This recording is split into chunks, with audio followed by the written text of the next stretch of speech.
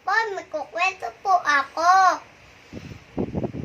Sana po makinig po kayo Sana po magustuhan niyo po Si Ching ay takot sa dilim. Kwento ni Alelik Chumbat na kuwit naman ni All Eric Rock. Si Ching ay takot sa dilim at paggabi na natatakot siyang lumabas sa madilim. Bakuran, natatakot din siyang lumabas sa dilim na sal. Takot baka may bububong kopres mula sa taas punong mangga sa may bakuran.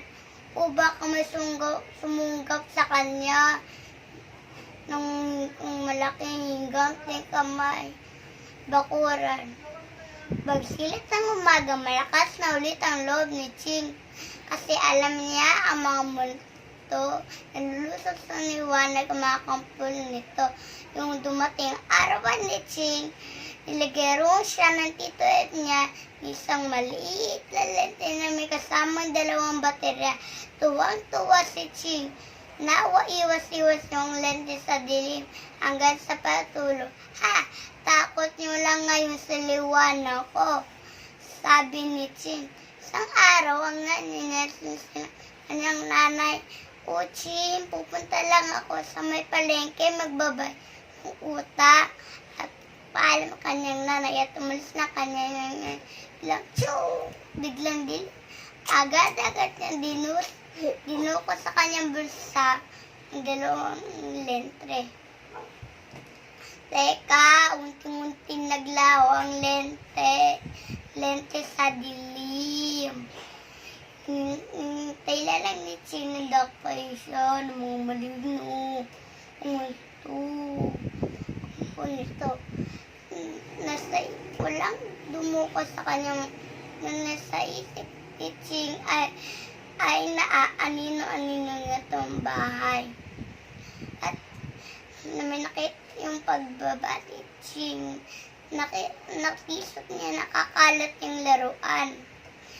May nakita si Ching na kumikinang-kinas sa malaking orasan. So may napasing din siya sa sala na merong nauwi sa kanya ng tito niya Mount Air nung umakyat sa Sierra Madre. At yung palabas at Ching nakita niya kumikinang-kinang na mata. Saka sa alaga niya pala si Pudi. Yung kumikinang pala mga mata ng pusa sa dilim. Kaya nga din si Ching na malalim. Sarap pala pag ganitong madilim. Pumunta na siya sa kwarto niya. Sinabi sa kanyang nanay na ipakipatay na po ang ilaw sa silid na. Tsaka binuksan niya ang bintana sa silid. Tsaka natulog na siya na maghimping din na muling maligno ang iniisip.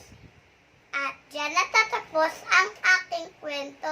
Sana po nagustuhan niyo po I-click nyo lang yung subscribe Paalam!